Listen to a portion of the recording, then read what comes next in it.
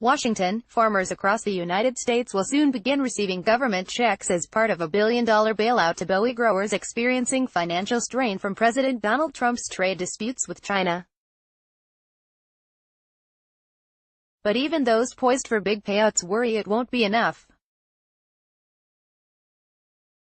And while support for Trump is near unwavering in the heartland, some growers say that with the November election nearing, such disappointing aid outcomes could potentially affect their vote. It's pretty obvious that the rural agriculture communities helped elect this administration, but the way things are going, I believe farmers are going to have to vote with their checkbook when it comes time, said Kevin Skunes, a corn and soybean grower from Arthur, North Dakota and president of the National Corn Growers Association. Corn farmers get the smallest slice of the aid pie.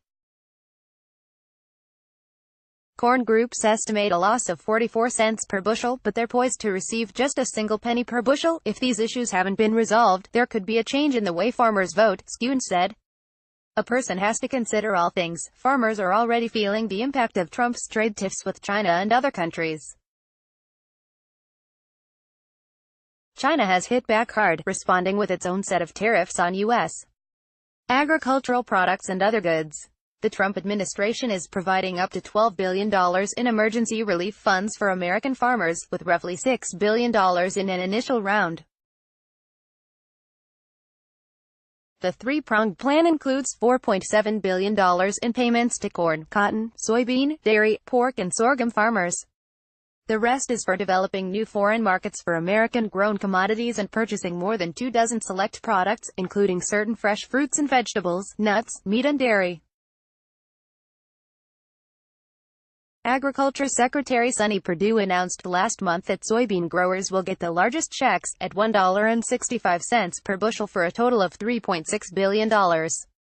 China is the world's leading buyer of American soybeans, purchasing roughly 60% of the U.S. crop. But since Beijing imposed a 25% tariff on soybean imports, prices have plunged.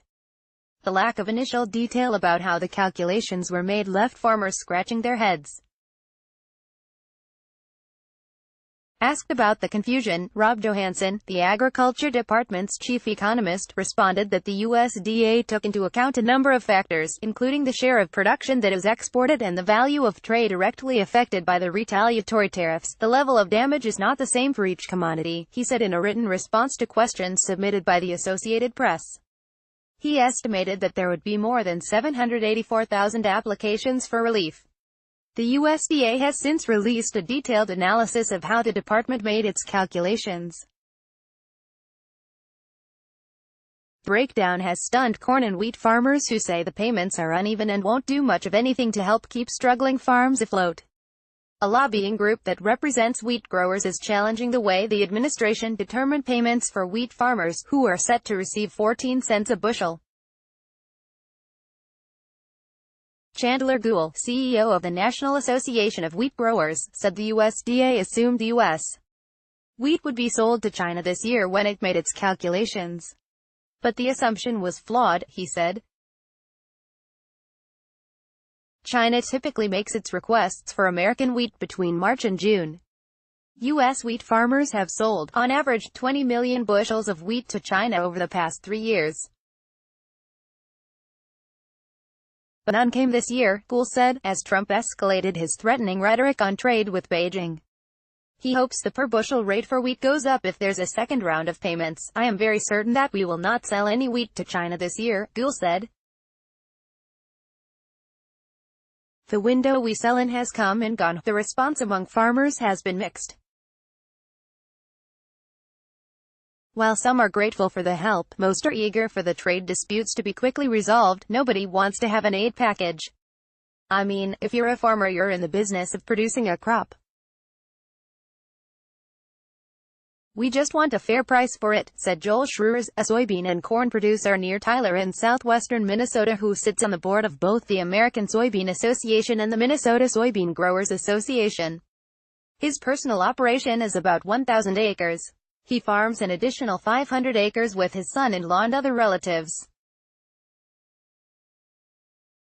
He estimates that the tariffs would cost him $40,000 to $50,000 in lost income and that he would get $16,000 to $20,000 in emergency aid.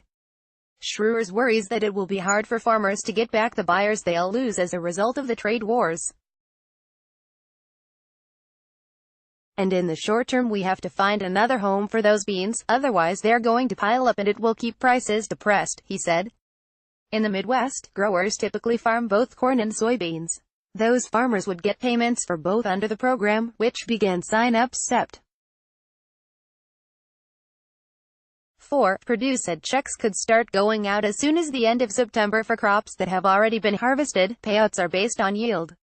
In a recent C-SPAN interview, Purdue said he understands growers' frustrations. Farmers always live in unpredictable times, he said. They're very resilient, but obviously the longer trade issues go on, the longer it bears on them. Regarding what is the future, Jack Maloney says corn farmers will be getting so little in bailout aid that for roughly 200,000 bushels of corn a farmer would get only about $2,000 for their losses. That's not even beer money, said the Brownsburg, Indiana, corn and soybean grower.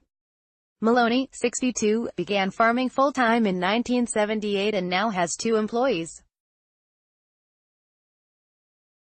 He said some fellow farmers are angry and upset. Agriculture has always been the butt of all the trade wars, he said, adding that this isn't the first time he's seen trade disruptions affect the agricultural markets. Malone said he had already cut back on expenses during the past 3 years and hasn't taken a paycheck from his farm for more than a year because of tough times before the trade war began.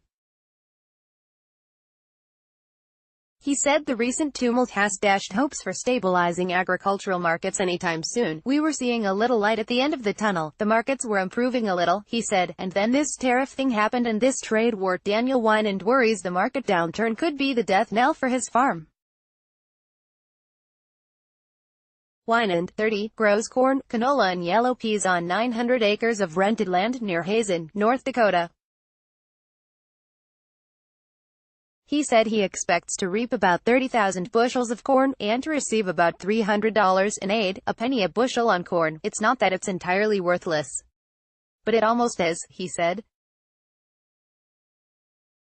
I don't know how many more years I can weather. Associated Press writers Richard Lardner in Washington, Rick Callahan in Indianapolis and Steve Hornowski in Minneapolis contributed to this report. This story has been corrected to reflect that the payment figure to corn, cotton, soybean, dairy, pork and sorghum farmers is $4.7 billion, not $4.70 million. Copyright 2018 The Associated Press. All rights reserved. This material may not be published, broadcast, rewritten or redistributed. Read or share this story. https://detney.ws/2olsbo8